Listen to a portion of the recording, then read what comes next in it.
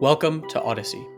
Odyssey is a show where we discuss the frontier of crypto's opportunities and challenges in driving real-world impact in the societies of tomorrow.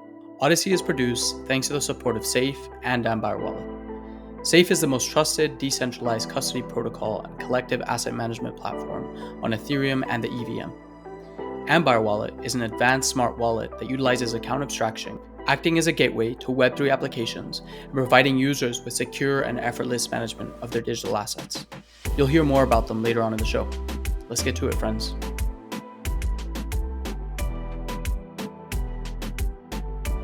Hey everyone, welcome back to another episode of Odyssey. On today's show, we have Kenneth, who is a part of the Mercy Core Ventures team. Mercy Core Ventures is a fund that invests in projects around the world that are pushing forth at the intersection of innovation, technology, and social impact in the global south.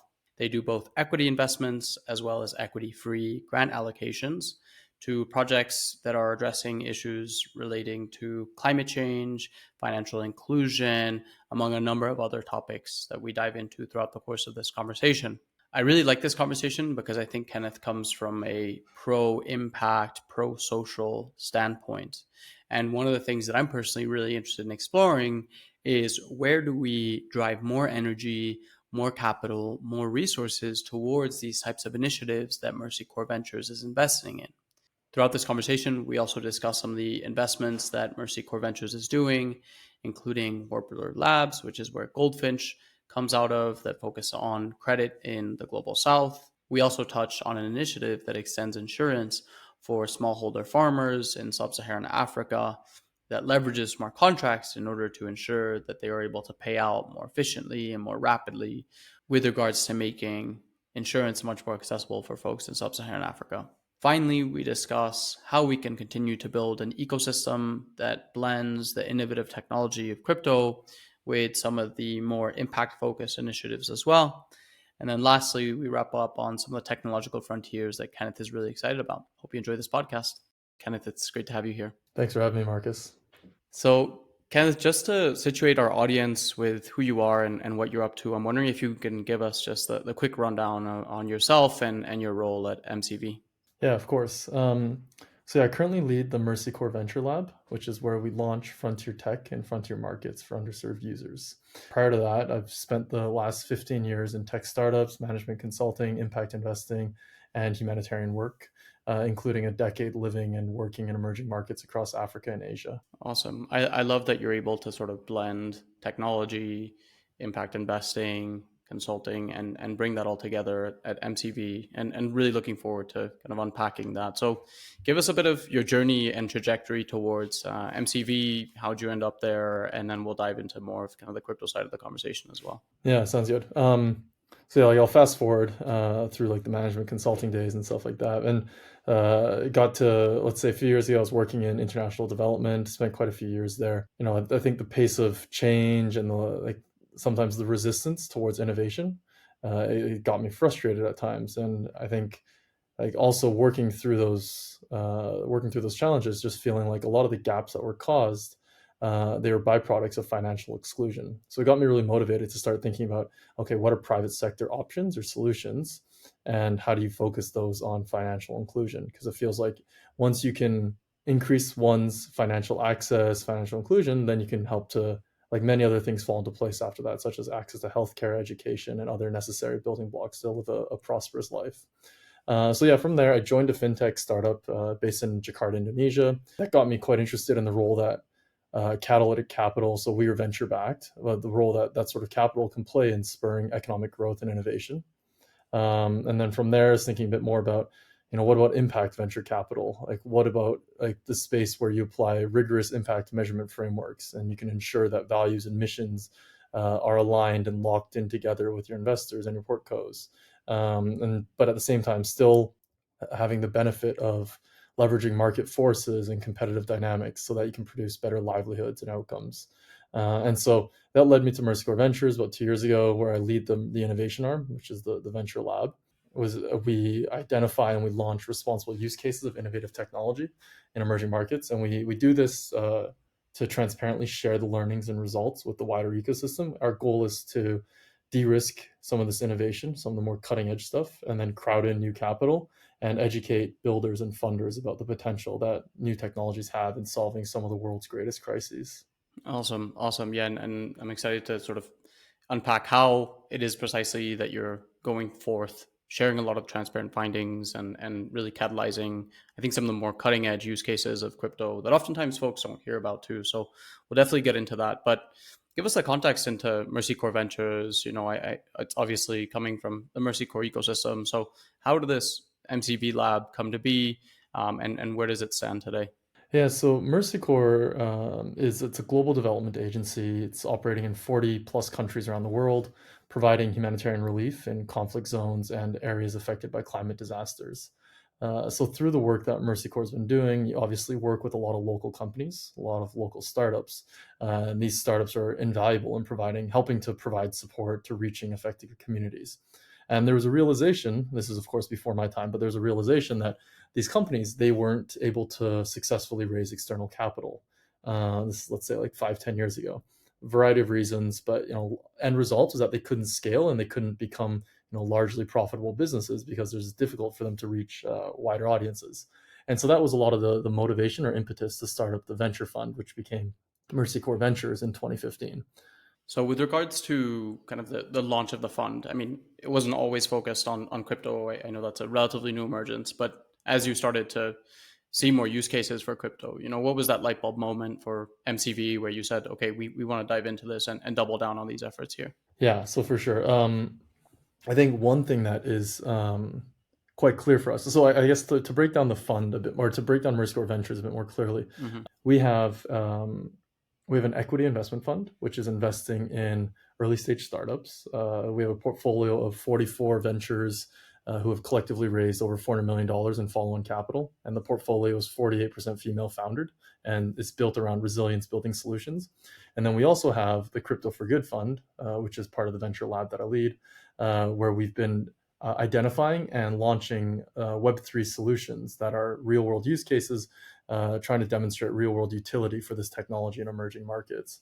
And so we've got both of these platforms that we build off of, and they're opportunities for us to go deeper into these different areas. The genesis as to how we got into, I think, crypto more broadly is, I would say that one is that a lot of people on the team are crypto native, and so we've long had this belief that crypto can help to equalize the financial access playing field. Um, and I think, just like generally speaking, like if you had followed crypto, let's say like a few years ago, it was clear that there was quite a hype gap, right? There's this idea that, like, if you go back to like Satoshi's white paper, there's an idea that Bitcoin is going to create a global currency. It's going to it's going to solve a lot of financial exclusion issues. And in reality, obviously, that has not been the case. And I mean, even like 2, 3 years ago, there hadn't really been that many use cases that had emerged, like a decade after the white paper. And so for us, it was just an opportunity to say, okay, like, let's put our money where our mouth is, and let's start thinking about, like, how do we find the best builders? Let's identify these use cases and fund these solutions so that we can start proving out the evidence base around how this technology could indeed lead to these outcomes that we're hoping for as a result of this technology. Nice. I love that you've sort of named it a hype gap, right? Where there was these, and there still are these really big, lofty aspirations with regards to crypto's potential.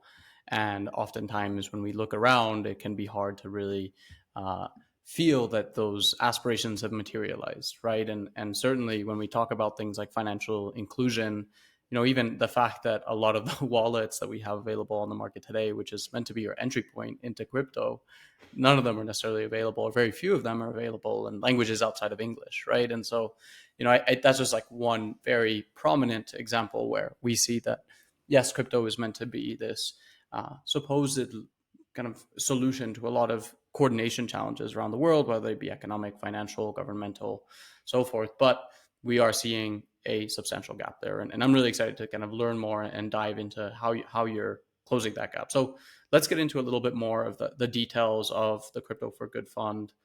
Great to know that a lot of the folks at MCV are crypto native. I think oftentimes what we see is that some that go into the ecosystem quite naively, especially over the course of the last couple of years, don't have kind of the required context to navigate the space well. So great to know that is the case at MCV. But walk us through kind of the Crypto for Good fund. You're already supporting and backing projects in the ecosystem, right? And so what's the history of that been? What are some of the success stories that have emerged out of that, and what's the growth of that fund? So the spirit of the Crypto for Good Fund, we launched it last year, and so this year we've run the second iteration of it. It's an open call for proposals. Anyone who's building a Web3 solution in an emerging market can apply. We've got a fund panel that reviews all the applications and vets it against a set of criteria just to see if it fits. But the spirit behind it is that what we were really trying to do is democratize access to chain agnostic grant funding for Web3 entrepreneurs. It's a lot of buzzwords in there, but it's really trying to figure out, when we took a scan across the ecosystem, a lot of what you saw in terms of grant funding was going to, the same entities, the same groups. If you know someone, then you get that funding, right? And we really wanted to democratize access to that. We wanted to be chain agnostic. It was really important to us that builders could build on the chain that made the most sense for them, right? We weren't going to be prescriptive and tell people to build on this or that. The technology should be in service of the solution. And so, we wanted to make it a chain agnostic platform so that anyone could say, like, this one suits our needs best, and that would be where we'd encourage them to go. And yeah, we're working with directly with entrepreneurs because we feel that a lot of the scale of these problems that we're dealing with, you need innovative solutions, and entrepreneurs are the ones who are going to bat at it every day and trying to figure out, like, how do you cut down on this, on some of these nagging issues. And so that was how we formulated the initial fund. And what we've been providing is about $100,000. It's equity-free funding, and then we also provide mentorship, marketing, impact measurement, and management support, and just a wide range of services that we can just to help them flourish and succeed. And when you think of these entrepreneurs that are for sure at the helm of addressing some of these issues, like what are they primarily looking to tackle? We've talked about financial inclusion as being one of the problems, but what are the other sort of problem areas that some of the folks that are being drawn towards? I know you've had hundreds of applicants come towards the Crypto for Good fund. So what are people looking to address generally when they think of leveraging crypto and blockchain? So we've had, I'll speak more specifically about this year's Crypto for Good fund. So we received 200 applicants from 50 different countries, and in the call for proposals this year, we had highlighted 5 priority use cases that we were most bullish on, based off of the things that we've been seeing and the different pilots that we've been running over the years. And so those 5 use cases that we had highlighted were access to credit for underbanked users, nature-based solutions for climate resilience, crypto-enabled wallets for underserved users, transparent supply chains, and humanitarian aid delivery. So those are the 5 that we had been, let's say, the most optimistic about, where we felt that Web3 technology made sense. And I think that's a big consideration for us, right? It's like I think one area where the crypto conversation gets a little bit deviating is that it's divorced from real world problems in many instances. And I think that was our conscious effort to say, like, okay, here's where we feel like we have a point of view that says that these are problems where we feel like this technology actually is able to meaningfully contribute. And therefore, this is where we want to be focusing on. And so we did see a lot of applications that did fit within those parameters. I think in terms of the most popular use case, it was the access to credit. So we were seeing, I think, 27% of our applicants were launching a credit solution. And then you had 20% who were launching a nature-based solution. It's like focus on climate change, climate resilience.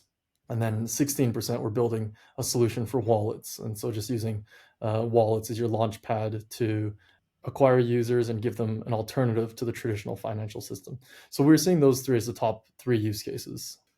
Awesome. Okay, so access to credit, addressing climate change, and accessing crypto through wallets. And I think that I'd love to dive into the wallets piece, because I think it's a really big thesis that I hold as well. Like, it's such a constraint right now in the ecosystem, as I previously mentioned, and the wallets are your entry point into this whole space. And if you can't accurately or easily understand what's going on, I think it can oftentimes be really perplexing for folks. Of, wait, this is super overwhelming. There's like thousands of tokens out there. What do I do?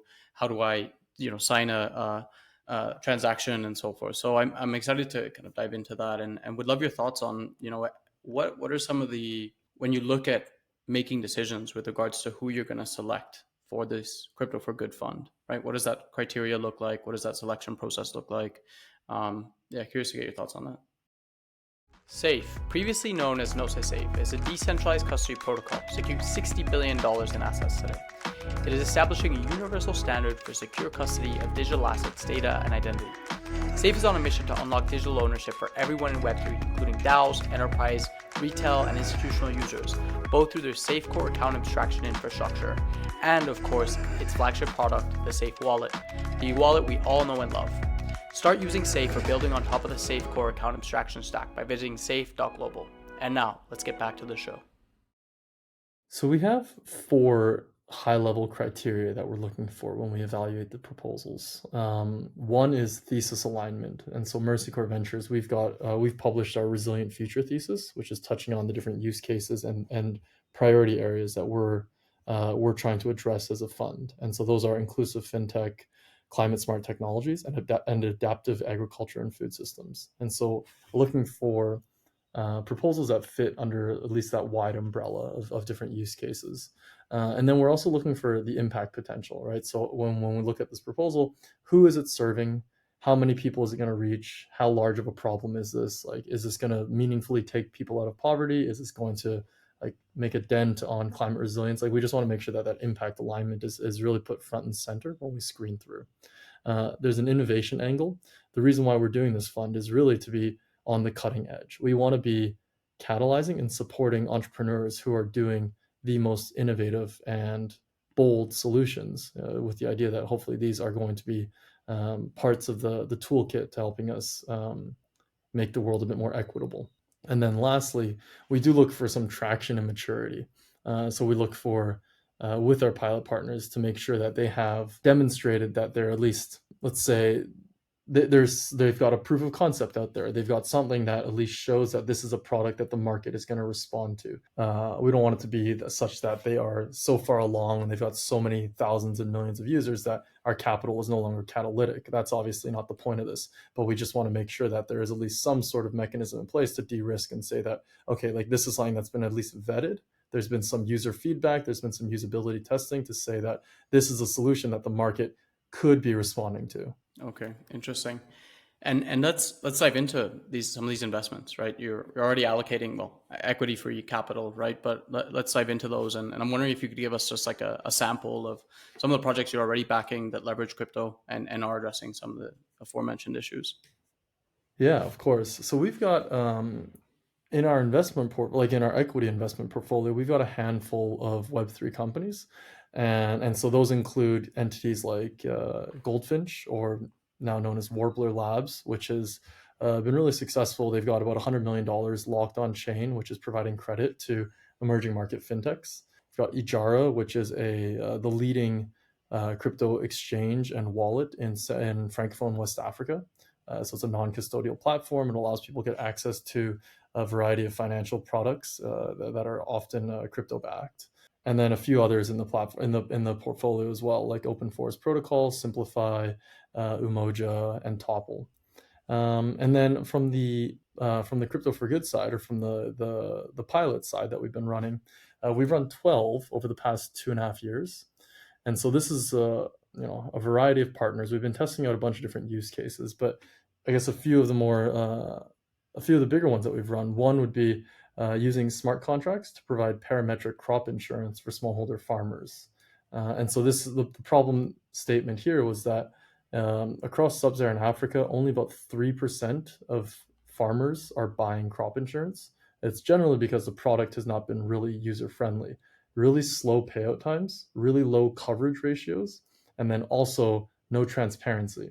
So, if your policy has been triggered, you don't have any visibility as to what's happened there. And then of course it might take you months or years to get your premium paid out, your policy paid out, which it's not really helpful to you, right? If you're a smallholder farmer who's living like on a subsistence budget. And so using smart contracts and data oracles, you could automate a lot of this process. You could bring in satellite weather data, and then you could put that on chain and then link that with stablecoins and pay that out directly to someone's mobile money wallet. And so this cut down the payout times by 97%, went from a month and a half down to like minutes. You could do this and increase the coverage ratio because now you can automate a lot of the steps out, right? You don't need an agent to go check the plot. You don't need someone to go through some manual records and see whether the weather threshold has been hit. It's all automated because all this data is publicly available, and you can put it on chain so that smart contracts can trigger it as necessary. And then, of course, because everything's on chain, there's a layer of transparency. So as a user, you could just query a hotline number, and of course, it's not face to face. It's just on your phone. So you just dial a number, and it'll say, your policy has not been triggered, or like your policy has been triggered. You should be getting paid today or tomorrow or something like that, right? That layer of transparency it just makes the product a lot more trustworthy. And so what we actually found there was that female farmers in particular appreciated that product because it was a non-confrontational way for them to get a status update on their insurance products. So rather than going back to the salesperson who sold you that product or the input provider who has a conflict of interest in providing you with that insurance payout, now you have an objective source of truth that you can just immediately dial into, and then you get that data result. So that's a use case that we were supporting 2 years ago. We've seen it scale up now. The Lemonade Crypto Coalition has been doing this in East Africa with some other partners, and so it's an area that we've been really happy to see to scale, and it's an area that we're quite optimistic about. Awesome. And I love that, you mentioned, for example, leveraging smart contracts to automate processes that usually have a lot of bureaucracy in between them and therefore make a much more efficient market.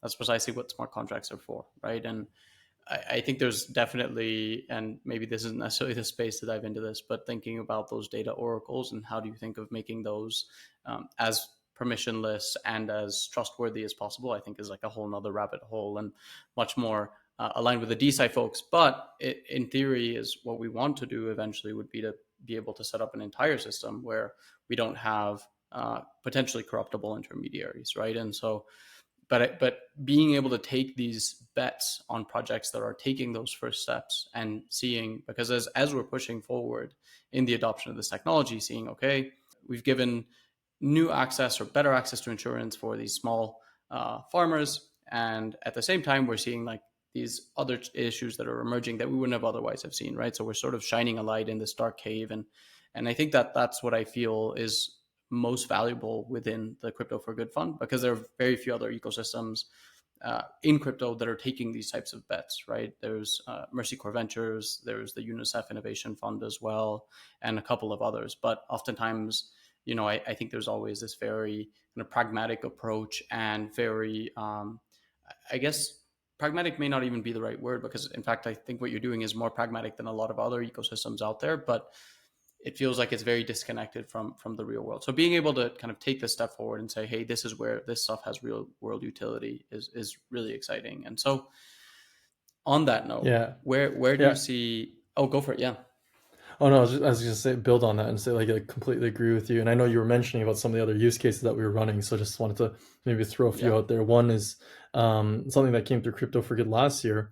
We're working with a forest project developer in Indonesia, and they're attempting to issue high quality carbon credits on chain and bypass legacy intermediaries. So if you've been following the Guardian's reporting on Vera and the issues with carbon credit quality and standards, you'll understand this problem quite well. But the idea here is that if you bring more of that data on chain and you can actually show publicly and transparently to people that it's been audited, verified, that it's actually legitimate, you will satisfy a lot of these concerns and constraints that people are having in the voluntary carbon market. So that's an area that we're quite optimistic about. We're working with, like I mentioned, a project developer who's been received the top grades all throughout these years, and so now they're trying to identify a new way to work and innovate, and also partnering with the Climate Collective to do that. Been working with another entity that's doing on-chain payments and NFT fundraising for climate resilient housing in Mozambique. So just a way to bring in and catalyze a housing market that doesn't exist in Mozambique, a country of 30 million people. There are 600 mortgages right now. So 600 out of 30 million, which is of course like Wow. an infinitesimally small fraction. And so this is just new ways that you can bring in crowd in new capital and make this a much more efficient and functioning market for people. Having a house, having shelter is quite fundamental to human livelihood. So I think this is an area where there's potential for great impact. And then there's another one that also came through Crypto for Good last year, a decentralized water economy in India. And so this is promoting water conservation behavior and then creating blue economy jobs. So just a few different things that we've been looking at. We also ran a few other pilots, such as using stablecoins for cross-border aid transfer in Venezuela. So we worked with the Mercy Corps Colombia team to provide migrants from Venezuela with some digital stablecoins, digital currencies that they could then send back in a digital wallet to their family in Venezuela. Of course, obviously this is US dollar denominated stablecoin. So it is an inflation hedge in a hyperinflationary environment, and it's also borderless. It allows you to send that money with very minimal fees. So of course, more of that money gets there as opposed to using your typical money transmitting organizations or your remittance companies. Super fascinating. Yeah, it's curious because I oftentimes feel that a lot of the narrative on crypto Twitter is not focused on these types of conversations. And I'm wondering why you think that is, because the work that you're doing at Mercy Corps Ventures deserves a lot more, I think, recognition. And a lot of these projects that are fighting inflation, providing mortgages in communities that haven't previously had them, and also thinking about climate resilience and how do we ensure we're bringing better climate data on chain, which that particular subset is a, I think, burgeoning conversation, but the rest doesn't feel very prescient throughout a lot of the popular narrative of crypto. Like, why do you think that is? Why is there this, at the same time that there is this big hype gap? It's like all the projects that are addressing the hype gap don't get talked about often enough. So what's going on there? This is a bit beyond my depths. I don't think I'm astute politically enough to weigh in on this stuff, but I think it's market forces, right? It's incentives. There's much more of a market incentive still to hype up the latest meme coin where you can get rich quick, as opposed to some of these really difficult solutions that people are building that, in many cases, there might not even be a very good payout, if at all, a payout at the end of the tunnel, right? You might just be like, a lot of these entrepreneurs are just pouring blood and sweat into this, and out of I wouldn't say altruism, but I think there's an understanding that you're doing this for the greater good. And I think, cynically, those sorts of initiatives are often not rewarded in our society, and I think that's probably that's an unfortunate byproduct of the market economy that we live in. If you haven't yet explored the benefits of smart wallets and account abstraction, you should definitely check out Ambire Wallet. It is the wallet you wish you had when you started your crypto journey. Ambire works with all EVM chains out there, the layer 2s like Arbitrum, Optimism, Polygon, but also non-Ethereum ecosystems like Avalanche and Phantom. You'll never have to spend your valuable ETH again, because Ambire Wallet lets you pay for gas in stablecoins, one of the many perks of smart accounts. The web application of Ambire Wallet offers a number of fiat on-ramps for seamless conversion of fiat currency into crypto. And if you prefer self-custody with a safety net, you can recover a lost Ambire Wallet using an email address and password, without giving the Ambire team any control over your funds. Ambire Wallet is available on both mobile and web platforms, providing a range of features including a gas-saving mechanism, effortless integration with multiple dApps, transaction batching, and more cool functionalities to enhance your digital asset management experience. Stay tuned, as an extension of Ambire Wallet is coming soon, TM, to expand its accessibility even further. Want to get your hands on the Ambire Wallet? Check it out at ambire.com. And now, let's get back to the show. Definitely. We've got a conversation with Kevin Owaki on the podcast as well, but we're going to be diving into, sort of the gap in the need for funding things that are public goods. Although, obviously, I think a lot of the projects that you're investing into aren't just purely private or public goods, right? There's sort of a blend between the two. And, I think we'll have the chance to really dive into how we can incentivize more energy, more capital going into these types of projects. So, speaking of more energy and capital, when you think of the follow-on funding that gets brought into these crypto projects that you're investing in, like what does that process look like as well for the entrepreneurs? They get this kind of catalytic capital into their project, and then what is their process going through the Crypto for Good Fund, the support that you're giving them, and then how do we continue to support these projects to continue to grow? So for us, I mean, ideally, we'd love to see these companies scale. We'd love to see these solutions reach millions and millions of underserved users. We do our best to, of course, like show a successful implementation, right? If you can show traction, if you can show real proof, then that's the best way to bring other people on board and get people to make it feel de-risked and make people feel like it's an opportunity that they want to be a part of. So one of the pilots that we ran, the smart contract insurance one that I was mentioning earlier, at the end of that pilot, the insurance partner that we worked with decided that they were going to move all their parametric insurance products on chain. And then they also decided that they were going to expand the geographic coverage of that from just a few counties that we were piloting in Kenya to all of Kenya, Tanzania, and Rwanda, so the other markets that they were working in. And so that's the ideal outcome for us. We want to be able to run these pilots in a way that it allows that we can prove out a concept that maybe people thought was a little bit crazy or a little bit out there. And then by proving it out, then it becomes like a no-brainer for someone to scale this up and let it grow. And so that's what we're hoping to achieve with the pilots that we run. And that's also part of why we do transparently share the learnings and insights from the work that we do. We want to make it such that the benefits and of course the risks are well known to outsiders, to funders, to other builders, so that they can go in and say, okay, this is an area where we feel this is worth investing in. Like we understand this space a little bit better as a result of this real world use case, and we want to be able to piggyback on this. We want to be able to build on top of this and make it grow, see it flourish, things like that. And when you talk to some of these crypto funds as well, and that are much more focused on perhaps the more infrastructure side of things, or when we think about kind of the popular investments that come through the ecosystem, what's their reception of some of these kind of impact led projects, right? Like as you start to bring these initiatives to VCs or funders who sit outside of the kind of purely impact led ecosystem, like I'm curious to get your thoughts on how do they receive some of these other projects that are coming through, say, the Crypto for Good Fund or some of the other Mercy Core investments as well.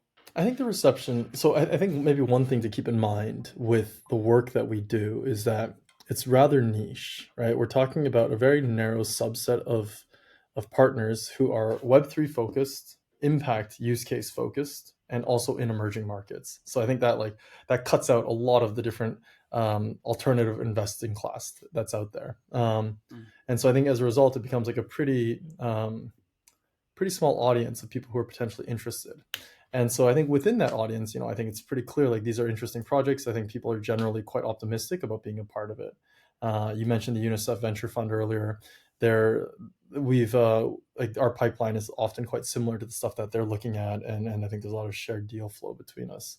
I think generally speaking, something that we're seeing and something that we would also encourage is that I mean what I would love to see in, let's say, it's not going to happen today, of course, but I would love to see happen in the near future, is that we stop talking about crypto and Web3 as the asset class, and rather we talk about it as the underlying technology layer, right? And it no longer becomes about, oh, here's a crypto portfolio, here's a crypto company, do we want to invest in it? Like, I feel like that dialogue needs to go away, and it needs to be about, okay, here's the problem that they're solving, here is how it works. It's underpinned by Web3 technology that's composable, permissionless and things like that. And I think that will then open up the addressable market of investors, and then you'll see a lot more capital flow into that space as people start to understand that at the end of the day, it's just a technology layer, right? It's not magic, it's not its own product, it's a technology layer. And so I think as you start to as that differentiation starts to be, or I guess as that nuance starts to be understood, I think you're going to see maybe a bit more money flowing into this space. But I think for now, it's about education and maybe sharing relevant opportunities, hoping people are able to see beyond the technology and see it more from like the sectoral or industrial approach and see how that aligns with their own appetite for investments. Mm. Yeah, I love that, and I think that's probably one of the key takeaways from this conversation as well, right? That and I think it's relevant for two reasons. Like one, speaking with a lot of investors recently that aren't crypto native, that are just looking for like good investments and like problems and solutions. They have this sort of abhorrence or resistance to crypto these days, right? And not surprisingly, right? It's generally what happens in the bear, and that's okay. So I think that focusing on presenting crypto as like the technology that underlies it. Maybe you don't even mention it. I think is really crucial. And also just like this narrative shift again, going back to the hype gap is let's. I think the job to close that hype gap is one to like stop hyping it up so much, which is part of okay, let's just present it as the underlying technology versus like the end all be all silver bullet, right? And I think that those two aspects come together to say, well, let's really start proposing solutions because otherwise we just end up with a bunch of grifters and scammers. And I guess that's sort of the nature of open permissionless protocols is you can get any expression of like the human existence on these protocols, and for better or for worse, right? And so I'm definitely really just like excited and very grateful to have initiatives like Mercy Core Ventures and the UNICEF Innovation Fund as well continuing to push forward for leveraging crypto in a really useful and practical way. So thinking of where does MCV go from here and the future of MCV, how do you see the lab continuing to evolve and grow and expand and continuing to support crypto native projects as well? Yeah, of course. I feel like we're evolving as the market evolves as well. 2 years ago when we were first doing this was off the heels of DeFi summer, and so I think everyone was talking about like DeFi use cases and trying to figure out how do you get.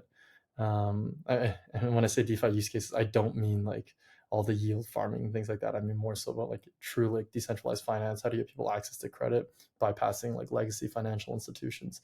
So I think we spent a lot of time on that, and I think there's a lot of like really good opportunities that have emerged from that, right? Like alternative savings products, alternative lending methods.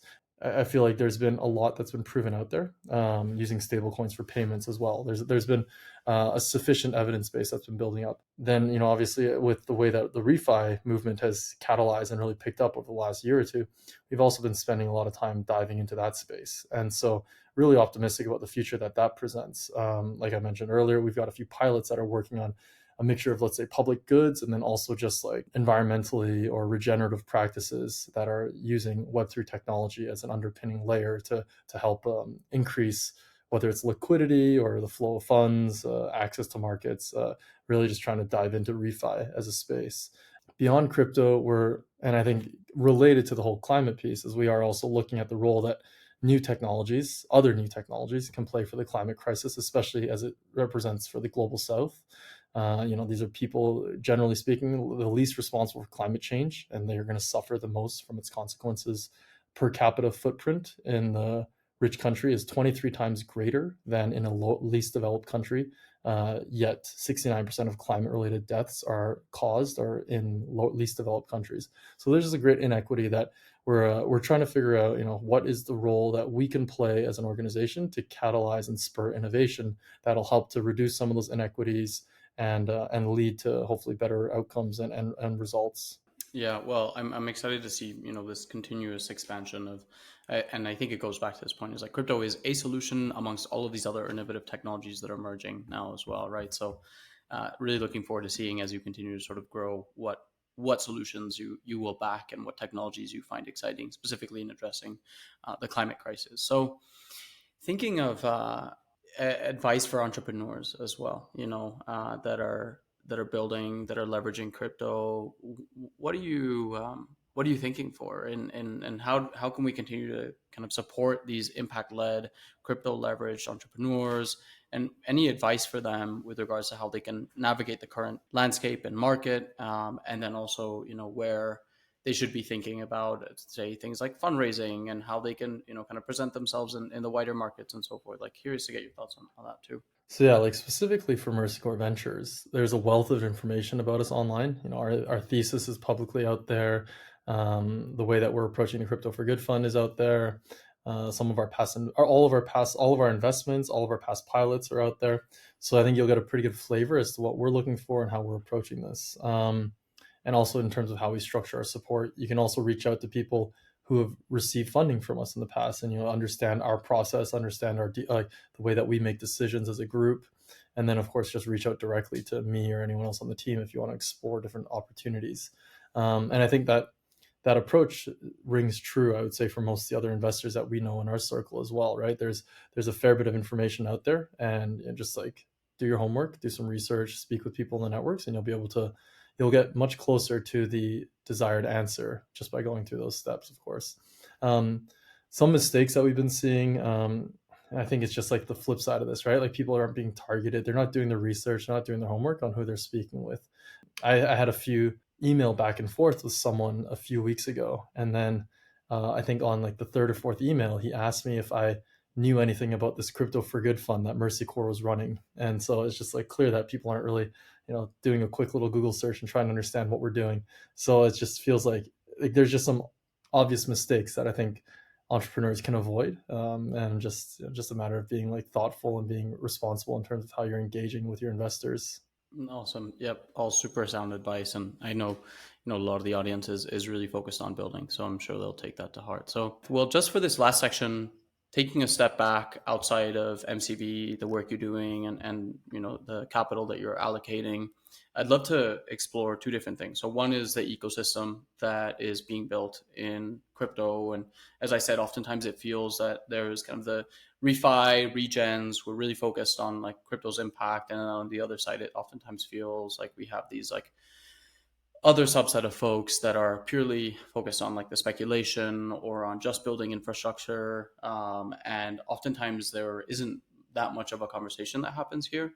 So I'm curious to get your thoughts on, how can we continue to build a more resilient, more unified ecosystem, and what value you see in that occurring? I think there has been some positive momentum in this space. I think as bear markets tend to do, right? They shake out some of the riffraff and then get people a bit more concentrated on delivering real value.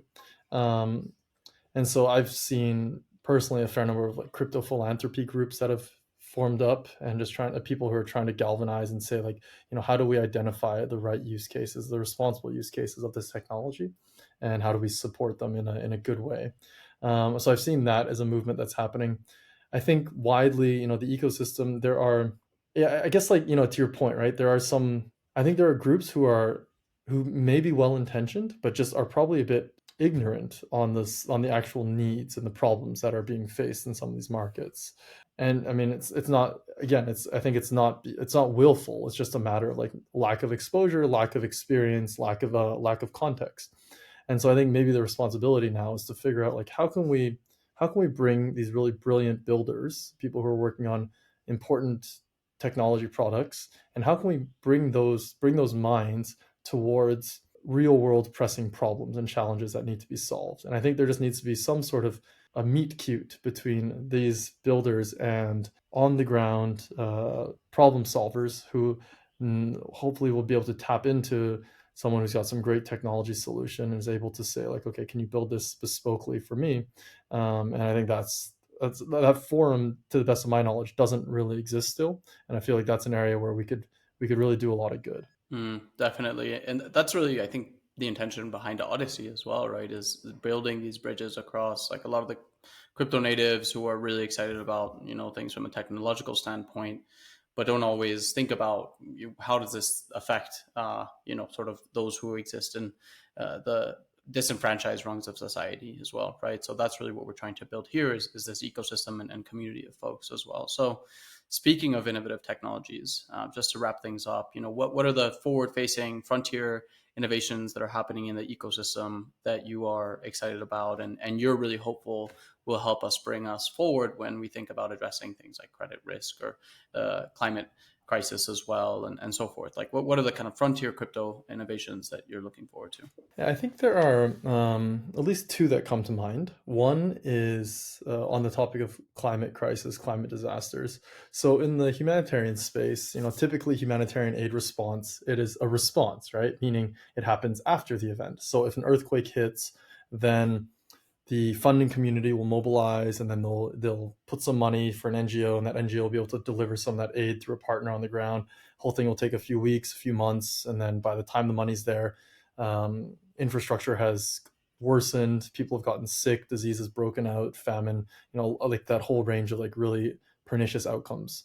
There's an opportunity, given all the technology and data that we have now, to do anticipatory transfers, meaning give the money to people before a climate disaster strikes so that they can shore up and build their own resilience. Meaning like, I have a home, I'm going to put some more foundation behind it so that doesn't get blown away in a cyclone. I can buy some more food supplies because I know the market is not going to be functioning for a few weeks. I can move my livestock to higher ground if a flood is going to hit.